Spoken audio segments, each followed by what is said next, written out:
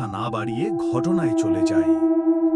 ইংল্যান্ডের সেই হাড়হিম করা রাতগুলোর কথা আমি জীবনেও ভুলতে পারব না। প্রায় ৩ বছর আমি সেখানে একটি অত্যন্ত সুরক্ষিত সামরিক স্থাপনায় কর্মরত ছিলাম। জায়গাটা ছিল দুর্ভেদ্য দুর্গের মতো। দিনের বেলা সেখানে সামরিক কর্মকর্তা, ঠিকাদার এবং সরকারি কর্মচারীদের ভিড়ে হইচই লেগে থাকত। চারপাশ উঁচু বেড়া দিয়ে ঘেরা, ভবনের ভেতরে ঢুকতে হলে পার হতে হতো নিরাপত্তার একাধিক কঠোর স্তর। আমাদের নিজস্ব প্রবেশ নিয়ন্ত্রণ কেন্দ্র ইসিপি ছিল, যেখানে সব সময় সামরিক বাহিনী টহল দিত। সোজা কথায়, প্রবেশের বিশেষ ব্যাজ না থাকলে অথবা ঘাটের কাছে আপনার ছবি না থাকলে ঢোকা ছিল অসম্ভব। কিন্তু রাত নামলেই সেই জনাকীর্ণ জায়গাটা যেন এক মৃত্যুপুরীতে পরিণত হতো। বিশাল সেই স্থাপনায় আমরা তখন থাকতাম মাত্র ২ থেকে ৪ জন। বাইরের টহলদাররা তাদের মতো ঘুরত, বিশেষ প্রয়োজন ছাড়া তাদের সাথে আমাদের কোনো যোগাযোগ হতো না। সেদিন ছিল নাইট শিফট, আমরা মাত্র ৩ জন ডিউটিতে। আমাদের সামনে মনিটরের দেওয়াল, যেখানে পুরো কম্পাউন্ডের সিসিটিভি ফুটেজ ভেসে উঠছে। ক্যামেরাগুলো প্রতি ১০ সেকেন্ড পর পর এক জায়গা থেকে অন্য জায়গায় রোটেট করছিল। সব কিছুই ছিল শান্ত, নিস্তব্ধ। হঠাৎ ইসিপি থেকে একটা ফোন এলো। ইকুইপমেন্ট রুমে, মানে বা সরঞ্জাম রাখার রুম। মোশন ডিটেক্টর অ্যালার্ম দিচ্ছে, অর্থাৎ কেউ বা কিছু একটা সেখানে নড়াচড়া করেছে। নিয়ম অনুযায়ী কাউকে চেক করতে যেতে হবে। কপাল খারাপ, সুপারভাইজার আমাকেই পাঠালেন। আমি ইকুইপমেন্ট রুমের দিকে গেলাম এবং রুমে ঢুকলাম। এ কি, ঘরটা একদম ফাঁকা।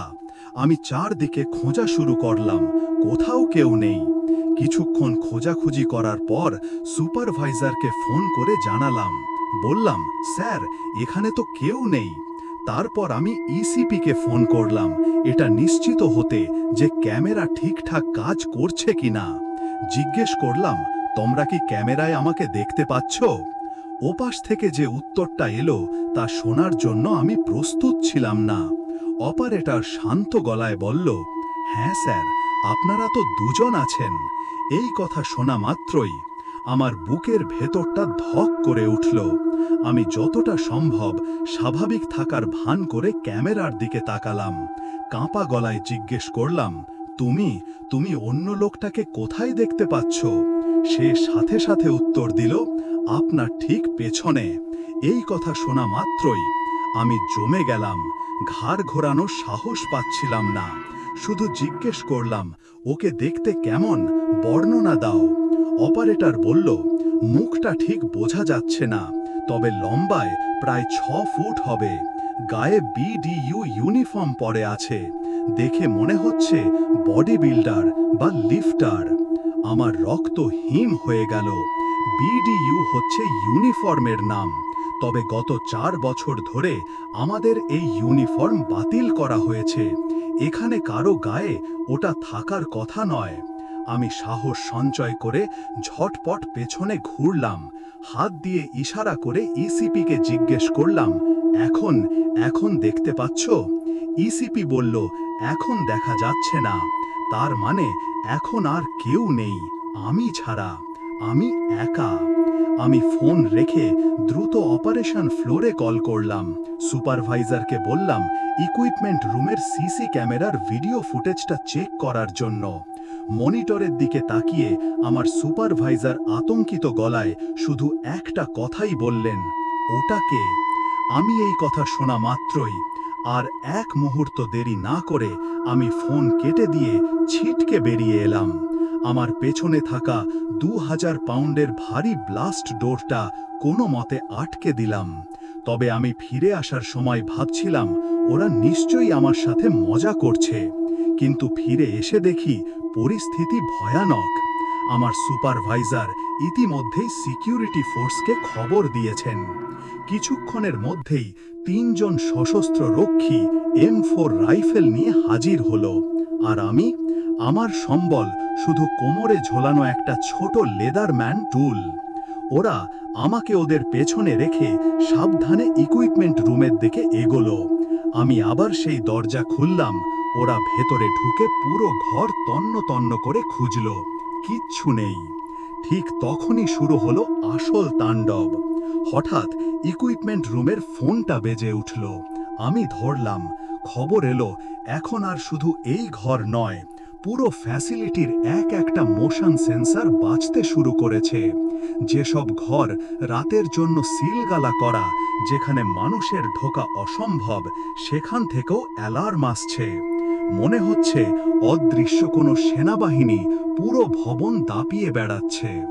আমরা মেন বেস কমান্ড পোস্টে ফোন করে জানালাম যে আমাদের নিরাপত্তা বিঘ্নিত হয়েছে। সিকিউরিটি ফোর্স পরবর্তী 1.5 ঘন্টা ধরে পুরো ভবন চিরুনি তল্লাশি চালালো। ততক্ষণে আমাদের কমান্ডার এবং তার স্টাফরাও বিষয়টি জেনে গেছেন। সবচেয়ে হতাশাজনক ব্যাপার হলো ভিডিও ফিডগুলোর রেকর্ড হচ্ছিল না, তাই আমাদের কাছে কোনো প্রমাণ ছিল না। কিন্তু ইসিপি সুপারভাইজার এবং আমার সুপারভাইজার দুজনই অভিজ্ঞ E7 র্যাঙ্কের অফিসার। তারা আলাদা আলাদা মনিটরে ওই ছায়া মূর্তিটিকে দেখেছিলেন। আর মোশন ডিটেক্টরগুলো, ওগুলো ছিল হার্ডওয়্যার, কোনো নেটওয়ার্ক বা ইন্টারনেটের সাথে যুক্ত ছিল না যে হ্যাক হবে। প্রতিটি অ্যালার্ম আলাদা সার্কিটে। 30-এরও বেশি সেন্সর ট্রিগার করেছিল সেদিন। কোনো যান্ত্রিক ত্রুটি নয়, বরং বড় কিছু নড়াচড়া করলেই কেবল ওগুলো বাজত। সকালের শিফটের লোকজন না আসা পর্যন্ত আমরা আরও 4 ঘন্টা ওই ভুতুড়ে ভবনে আটকে থাকলাম। ডিউটি শেষ হওয়ার পরেও কমান্ডার এবং স্টাফদের প্রশ্নের উত্তর দিতে দিতে আরও 3 ঘন্টা পার হয়ে গেল। আজ পর্যন্ত কেউ জানে না সেদিন রাতে আসলে কি ঘটেছিল। তবে একটা কথা মনে পড়লে আমার গা আজও শিউরে ওঠে। আমাদের ক্যামেরাগুলো কোনো সাধারণ ক্যামেরা ছিল না, ওগুলো ছিল অত্যন্ত উচ্চ ক্ষমতার ক্যামেরা। দিনের আলোয় 40 ফুট দূর থেকে মানুষের চোখের পাপড়ি পর্যন্ত গোনা যেত ওই ক্যামেরায়। তারা আমার মুখ পরিষ্কার দেখতে পাচ্ছিল, কিন্তু আমার ঠিক পেছনে দাঁড়িয়ে থাকা 6 ফুটের সেই বিশাল দেহী লোকটির মুখ তারা দেখতে পায়নি। ওটা ছিল ঝাপসা, যেন এই পৃথিবীর কেউ নয়।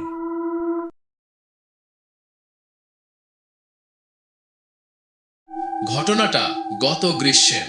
বাবার বদলির চাকরির সুবাদে আমরা একটা বেশ বড় ডুপ্লেক্স বাড়িতে ভাড়া নিয়েছে। বাড়িটি আমাদের ওঠার আগে প্রায় 6 মাস খালি পড়েছিল। বাড়িতে দোতলায় আমি থাকতাম আর নিচতলায় বাবা মা থাকতো। আমার একটি বাজে অভ্যাস ছিল রাত জেগে বই পড়ার। প্রায় বই পড়তে পড়তে রাত 3টে-4টে বেজে যেত। বাড়ি যেতে ওঠার কিছুদিন পর থেকেই মাঝে মাঝে অদ্ভুত কিছু ব্যাপার লক্ষ্য করতাম। গভীর রাতে মনে হতো কেউ যেন পায়ে নুপুর পরে বাড়ির ভেতরে হেঁটে বেড়াচ্ছে। নুপুর পায়ে দিয়ে হাঁটলে যেমন শব্দ হয় ঝমঝম, তেমন শব্দ।